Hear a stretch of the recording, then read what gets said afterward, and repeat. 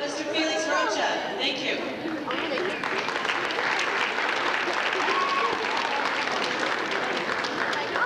Hola, bienvenidos. My name is Felix Rocha. I want to thank Mr. Freeman and the faculty for making us allowing this celebration to take place. I especially want to thank my wife, Ruth, for inviting me, Mrs. Sandoval, and Mrs. Ogden. I think that I should start from the beginning. My family, my grandfather and grandmother, they came from Leon, Guanajuato, and they landed in Arizona in 1900. So that's how long we've been around. We've been here 3 generations. My grandfather worked for the Santa Fe Railroad for 40 years, and he retired and he drew his pension until he lived to be 105 years old. So I feel like we come from a strong bloodline.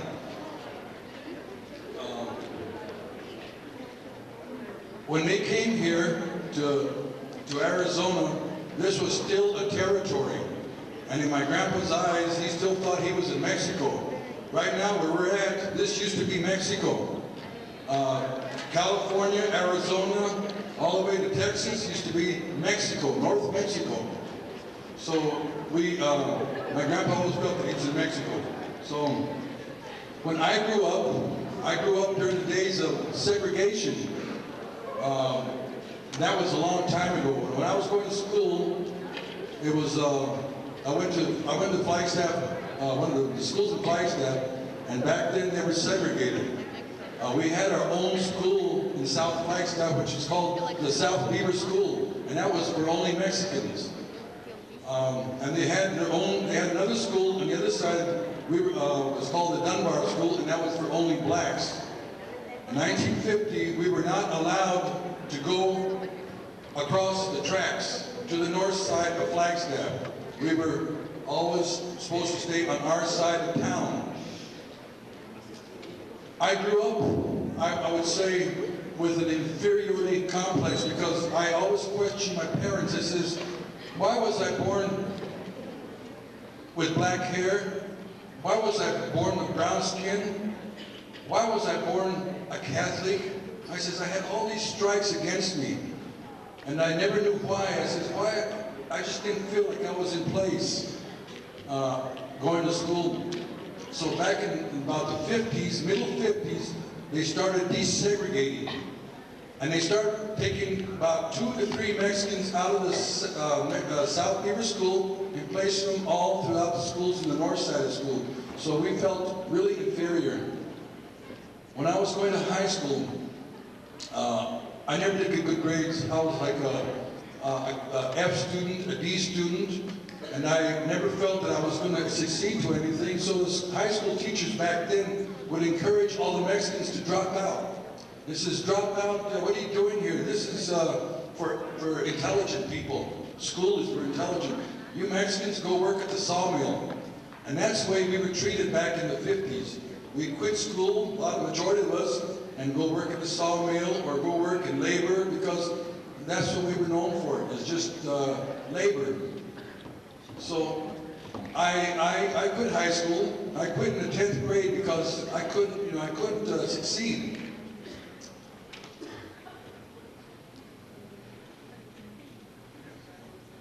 Oh, that's like me. So through the years, I went to the sawmill. I worked there 2 weeks. I saw how tough the job was, so I later joined the service. I went into the service and I found out that there was different avenues to take. So I bounced around for years, just from one job to another job, without a high school diploma. And it is tough, even today, without a high school diploma. You need that education. I became a barber. I barbered for 30-some years until finally one day I decided, I says, you know what? I'm not going to barber for 50 years. I decided to go back to school. And I didn't think I could make it, but I knew today's society, if I wouldn't have laid myself in front of a college, that we should get an education, and I didn't know I could, but I went and tried, and they accepted me. So 4 years later, I graduated from college at the age of 51. You know, so you're never too late to go to school. I find out education has taken all the walls down that were before me, which all the impossible things I didn't think was possible. And it's all because people used to tell me, you can't do it, you can't do it, you're not supposed to do this, you're not supposed to do that. But I found out through education, that's the #1 goal that we should all strive for. Not only Chicanos or Mexicanos or anybody, it's always just education will take down any barrier you have. I have 4 children that have gone through this Mingus High School, all the way dating back to 1979, I think, was my first child graduated.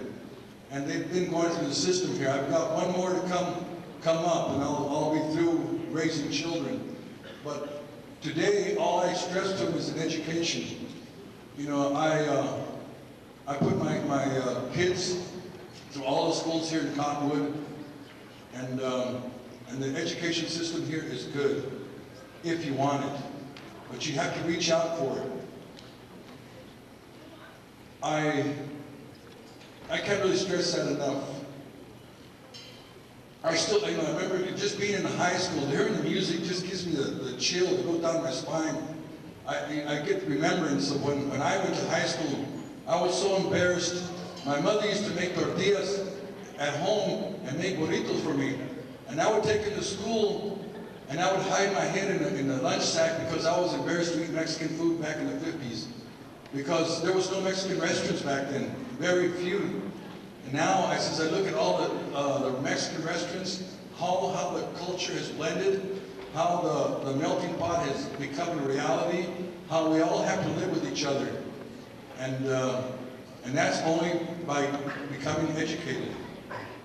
So, before I leave today, I just want to thank again everybody here at the school. I want to thank everybody for participating. A little thing I want to say is Stephen, he grew up, our guitar player, he grew up in Flagstaff. We come out from the same barrio, the same neighborhood. We played guitar together back in the old days. Mr. Hadegui, the mayor, he comes from Flagstaff. I grew up with his older brother. We're all from the Flagstaff area.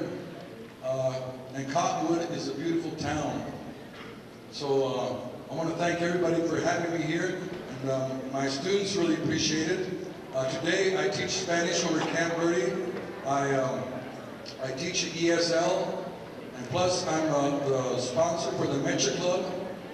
And I think it would really be great if we start getting our little organization together, if they could form a Mecha Club here in Mingus and culturally be aware of where we're coming from. I think that'd be a great asset, you know, because I would be not where I'm at if I didn't know my own culture.